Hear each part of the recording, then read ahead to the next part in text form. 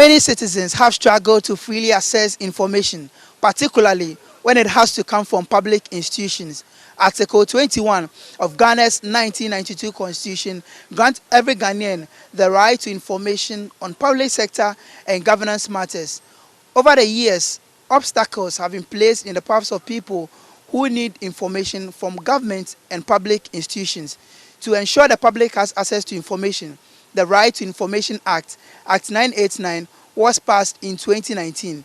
It is a little over 3 years after the passage of the Act, and I engaged some key stakeholders on what they make of the progress on access to information in the country.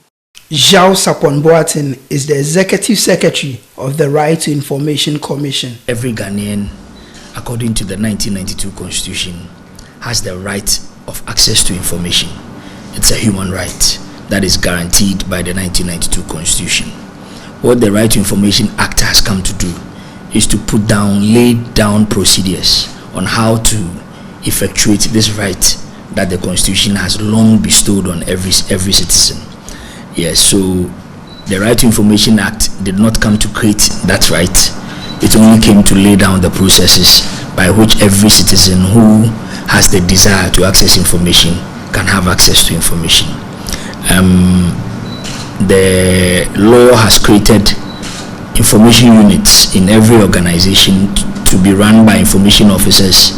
People who desire to get information are to do that through an application process through the information officer of every public institution, and then hope that within the specified time under the Act they are able to access the information they require. If there's an agency, the law makes provision for some 48 hours for you to have access to information. If there's no agency, then you may have to get your information within the 14 days laid down under the Act. So basically, you should expect that if you go into any public institution and you ask for an information officer, you should be able to find one and make your request through that office. So gone are the days when you have to use your own effort to get information from any public institution by going through your own procedures. Now there is a lay down procedure which shouldn't make it difficult for every citizen to have access to information. 3 years on after the passage of the Act, a member of the coalition on the RTI bill, Samson Ladi Anyenini, reflects on its implementation thus far. Since the passage of the law and the 1 year period during which it was not supposed to be operational, the expectation was that that 1 year period, a lot of vigorous activity would have been carried out in preparation for, if you like, a full takeoff without any hitches. So we admit that that 1 year was not utilized to maximum. However, a lot of things were done, including, for example, setting up the RTIC, that is the Commission's office, and subsequently getting the board ready and everything. Since then, I can say that for a law that is this young, the progress has been very commendable, particularly in respect of how the Commission has delivered its decisions. And I'm sure we are all aware of the decisions that have been delivered so far. So on that score, it's been good.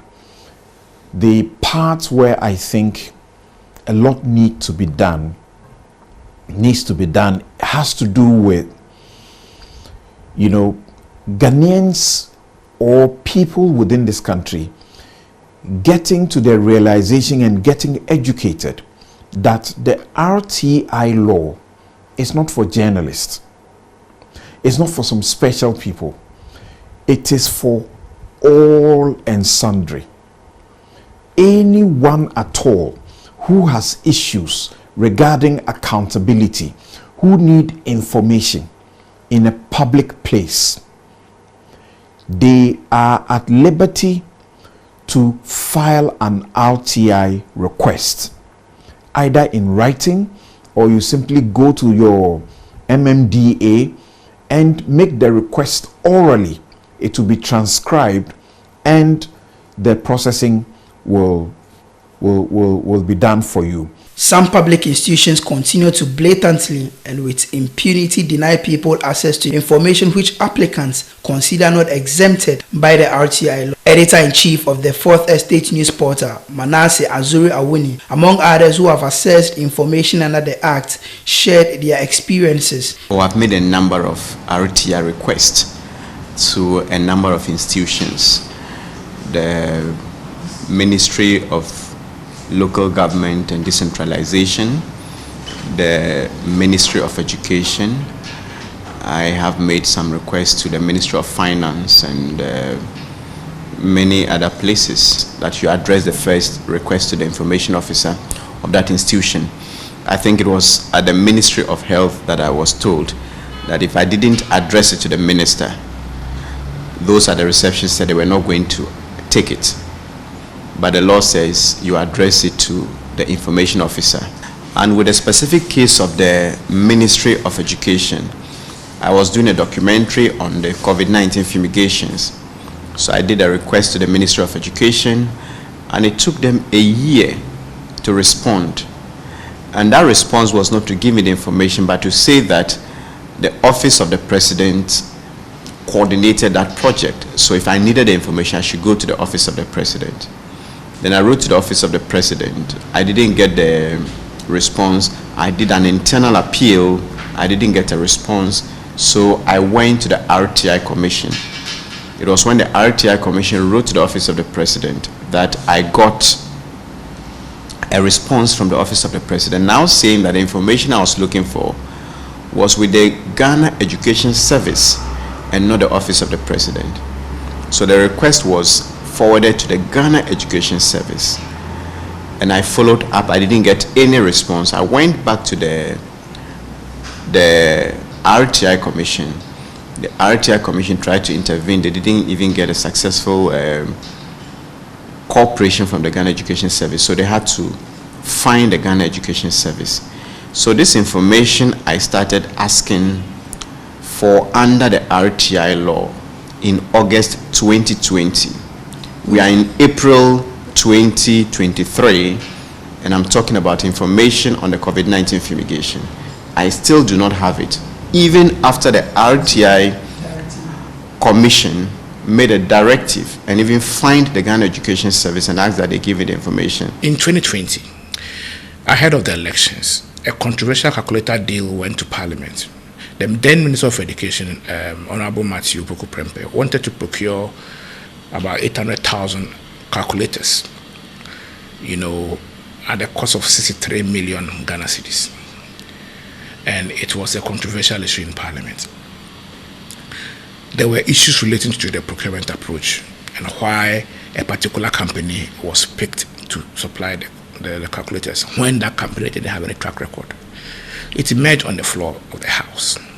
So we as a think tank intervened and called for the contract that had been signed, because we wanted to do a value for money analysis of the whole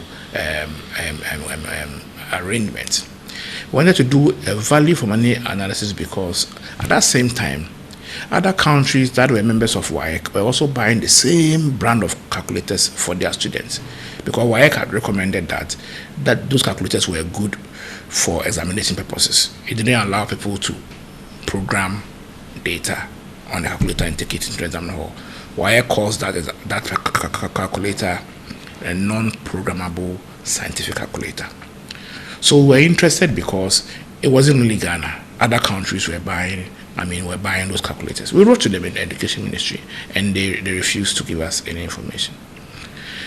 Apart from that, about a year and a half ago, the issue of the teacher laptops came up. Another very controversial issue. Some teachers were raising issue about value for money, cost efficiency.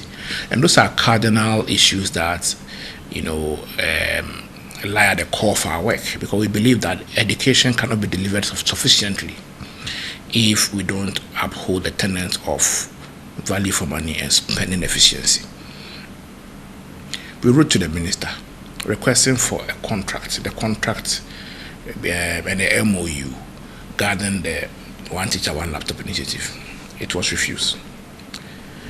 Then last year, around June, we requested for the computerized school placement data for that year from the ministry. We did that request because we selected, among others, the CSSPS as 3 policies we wanted to do an equity and inclusion analysis on. It wasn't because of anything. The Ministry of Education refused to respond to our request. It started with the Ghana Education Service because the CSSPS technically then was under the GES. They refused. We appealed to the minister refused. Then we wrote to the RTI Commission complaining about the refusal of the ministry to intervene when GES refused us the data. And the ministry also showed, they actually gave the same posture to the RTI Commission. And let me emphasize that we didn't even want all the data on the school placement. We only wanted the data regarding the 30% allocation to public junior high school students who have protocol allocations in category schools. And we wanted to ascertain the extent to which that 30% protocol allocation was being given to public junior high school students. That's all. The ministry refused. So here is the case where you request for school placement data in June 2022. And the decision of the RTI was made in March 2023. Look at the gap. So whenever information required is denied, the denial is not yet only a problem because the organization is not able to do its work effectively and fulfill its mandate to the citizenry, but also the processes that the refusal and the appeal will go through at the RTI Commission is so long that it takes up to 10 months before you receive the final ruling or the decision of the RTI. That's even if the institution will respect the decision of the RTI and release the information thereafter. So because advocacy is time, it's time-use, because advocacy is time-bound, that information which was required in 2020 may not be relevant today. One of the things that we have continued to prioritize, when I say we, I'm talking about Face the Country and the 2 associated NGOs that we run, which is Democracy Hub and Democratic Accountability Lab, have prioritized the right to information framework. So we have a whole team that purposefully tests the law and the various framework. So far now, we have reached out to about 35 institutions. We've requested for over 150 different types of information from different institutions. The responses of these institutions are different. So for instance, I think we've requested for information, I think about 4 times from the Office of the President, from the Ministry of National Security, we have from the Ministry of Roads and Transport, from the Inspector General of Police, we have, so various kinds of institutions and different information we have periodically. The information that the Right to Information Commission required the Minister of National Security to provide to us has still not yet been provided. The Ministry of National Security in particular, I think, takes a position where they refuse to cooperate with the Right to Information framework generally. I think we are not the only people who have tried to access information from them. I think the 4th Estate as well has tried and unsuccessfully. With the police, for instance, there's several times where we have sent the request and we go back to go and follow up on it, and they tell us that they have lost the request we've sent to them. We send it back to them. It has happened a couple of times where for 3 consecutive times they have claimed to have lost the request. And we've repeated it on those occasions. And then they refuse to respond. We send the request for a review, which is supposed to, under the law, when you send a request for a review, the head of the institution must review and give a response. And if they fail to do that, then you can go to the Right to Information Commission, which is what, for instance, we did in the case of the Minister for National Security, which he refused to respond to. For instance, the Ghana Police Service does not have an information officer in place. So a number of times we've sent information there, they don't know who to direct the information request to. So you keep going back and forth. You go, they tell you go to the Public Affairs Department, you go there, they tell you go to Legal Department, and they keep tossing you about. Also, we requested information from the National Cathedral Secretariat. They have no system in place at all. The information eventually was delivered to the Executive director I think he is. We have received information, for instance, from the Ministry of Finance regarding payments made to loan brokers, including Data Bank for loans that Ghana contracts. Periodically, we have received information from the Ministry of Transport. The information we were requesting to see how much Ghana has lost in the period which the minister directed the toll booths be closed. So we've been able to receive that information. This is information that we are processing now that the conversation about reintroducing the road toll is back, that we are analyzing the information and then releasing it into the public domain to inform public conversations about how much Ghana has lost in the period in which the tolls were suspended. We've also received information, albeit belatedly, from the Ghana Police Service. We wanted to know how many times they've denied requests for people to demonstrate, for instance, to be able to get a sense of how the police were abusing powers under the Public Order Act, instead of which requires them to be given permission, but using that framework to deny people the right to demonstrate. Executive Secretary of the Commission, Yao Sapon Boateng, is hopeful more people will use the Act in the coming years. He says the Ministry of Education and some institutions who were fined by the Commission are yet to pay. I think that the biggest challenge is education, and the fact that it takes a lot for people to understand what this law is about and to allow the law to operate in the institutions they have operated in so many years before now. So that is the biggest challenge. But with time and with education, we are getting more people to appreciate what this is about and getting more organizations to align with what the law requires of them. So there's no strict rule that you should have an information officer, strictly so called. But you can also designate an officer to act instead of an information officer. So we encourage public institutions that even if you do not have an information officer, get someone designated to take right of access to information applications, so that you will still be meeting your obligations under the law. All right. But all in all, I think that if you train an information officer strictly for the purpose, it saves you the trouble of making mistakes and getting your institution named in a bad way in the implementation process. Considering that we have done a lot of sensitizations, we've taken steps to educate and engage public institutions on this right of access to information. We are expecting that people are really using it for the 2022 annual report. So the figures will show.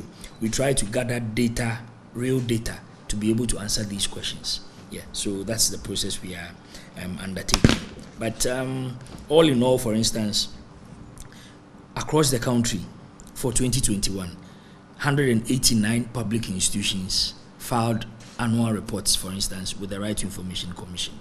And if you compare it with 2020, 50 organizations filed reports with the Right to Information Commission. So even in terms of the agencies that are complying, you see that the numbers are rising. And I can assure you that in 2023, the numbers will even be better. It's a new act, and when you are implementing, you need to court agencies to comply. It's not always the best to start with the punishing hand. So we have been encouraging them, calling them, teaching them how to go about their reporting. It will get to the stage where it will no longer be a matter of encouraging you to, but it will be a matter of compelling you to. So it's a stage, and these are the teething stages of the implementation. So these are expected. We had levied penalties against, in the past year or two, who have not paid up. We have taken steps to take them to court, and having served the processes on them, some of them have approached us to settle the debt rather than have their day in court. The Ministry of Education has not paid its penalty. They have actually written to the Commission to engage on what to do in the circumstances. They are of the view, according to their letter that I cited, that some of the information being requested is, unfortunately, because they did not respond to our investigations when we started the case, we were not able to look at that information. But they are drawing our attention to the fact that some of the information being requested is actually exempt under the law. But in our situation, what we do is you provide us the information, we would actually investigate and confirm whether that is the case before we let information out. So we are in engagement to ensure that the proper thing is done. Lawyer Samson Anyenini wants the president to crack the whip on heads of institutions who have been found to have misconducted themselves. The attitude of some of our, public office holders has been very, very appalling. Very appalling. It is the reason you see the RTI Commission is slapping so many institutions with fines. 50,000 police, 50,000 fire service, 50,000, 100,000 lands commission, national security ministry, 50,000. They are slapping fines on almost so many institutions. Ghana Education Service, the Ministry of Education. Why? Because people write to them requesting information and they delay. Some of the times they simply ignore the people who are requesting the information. And the people have to go to the RTI Commission. And guess what? When the RTI Commission writes to them to explain why they have not responded or not furnished the information that was requested, sometimes they, with impunity, don't even respond to the RTI Commission itself. That for me is very bad. As you know, the Minerals Commission is in court. It went to court to challenge when the Media Foundation for West Africa applied for information from them. They had asked that the requester should pay $1,000, to get the information. And the RTI Commission ruled that they won't pay $1,000. They are supposed to pay less than 2 cedis, 2 Ghana cedis, 2 cedis to get the information in PDF or in photocopy. They disagreed with that ruling. My challenge is that a public institution may have that right to exhaust the legal process. But I believe very sincerely that they should not be using the public money to fight a case where they have generated information using public funds.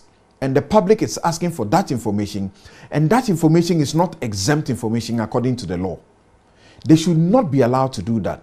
In the same vein, I am praying that we will have a situation where these non-compliant institutions who have been fined and ordered to comply, they will be made to pay the fines from their pocket, particularly the heads of those institutions, because it's their job to supervise the RTI, officers, the information officers in their institution, to make sure that the right thing is being done. If there's a fine, they should pay from their pocket, not use our money, taxpayers' money, again to pay those fines.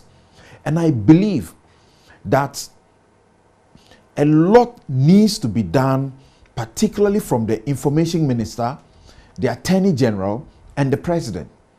They should begin to publicly denounce these things by the heads of these institutions.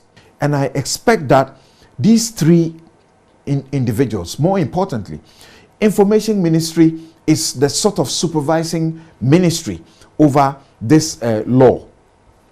The attorney general is the place where many of these departments and agencies will say, oh, we need to go to attorney general for legal advice.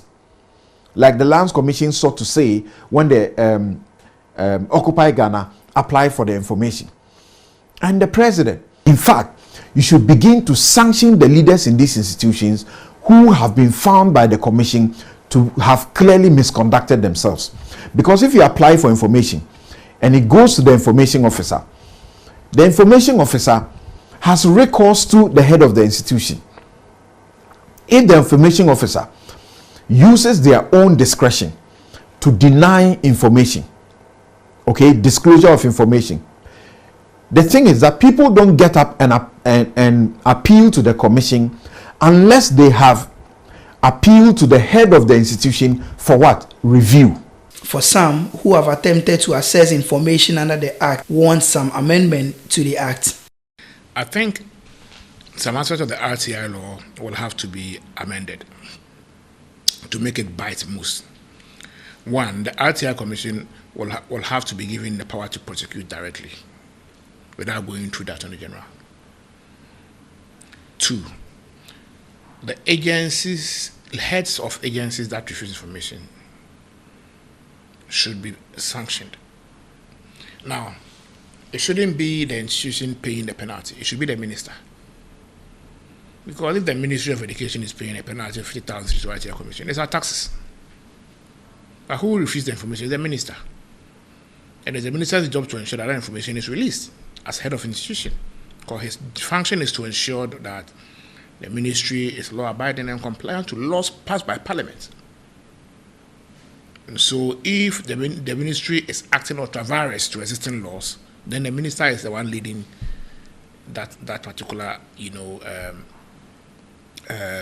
illegality. And so he must pay personally. So we must amend the RTI law and personally hold leaders of institutions that refuse to comply to the details of the law responsible for that penalty, and not the institution themselves. And then thirdly, if His Excellency the President is mindful and as committed as he was in passing the law to the implementation of same, there must be KPIs. There must be KPIs in all the institutions. The GES, the Ministry of Education, all the agencies must have KPIs. And the minister must be made responsible for enforcing the KPIs. And the minister must have his KPIs. So that if the Minister of Education responds to X number of RTI requests, it must be a plus to the minister. And if it doesn't, it must be a negative score on his performance. So if compliance with RTI requests are part of the KPIs of every minister, I'm sure the attitude of most of the public agencies, especially the Ministry of Education, would be different. The approach, first of all, there has to be a philosophical retuning of the law. It has to be that all public information is disclosable as a default, and that the grounds under which the disclosure of information will be made will be very limited. Secondly, there has to be a proper penalty framework for officers that refuse to act, respond to requests for information, for officers that refuse to disclose information which is disclosable, that they have to be held directly responsible for paying whatever fines that are in place. Thirdly, I think that the fine regime should also incorporate the right of the person who is seeking the information and whose right has been denied. Because when your right to information is denied, the penalty framework should resource institutions that are testing the framework for open government. Fourthly, I think that there has to be an obligation on public institutions to maintain websites where every information is found. For instance, just yesterday, our team was assessing information on campaign financing outside of Ghana. When you go to the website of the Electoral Commission in the UK, they have every money that is spent by every candidate available in the last election on their website. They have minutes of the Electoral Commission's board meetings available on the website. It's a high level of public disclosure that the burden should not be on persons having to go through a winded process of trying to access information, but we have to operate an open government where information is readily available, and it is only in rare cases that you may not be able to find the information you need that you go back to the institutions to get the information. Aside the Right to Information Act consolidating one's fundamental human rights, it is also a critical tool in fighting corruption. Increasingly accessing information from public institutions by ordinary Ghanaians on contract details, procurement, among others, will go a long way in sanitizing the public space and also putting the heads of such institutions on their toes.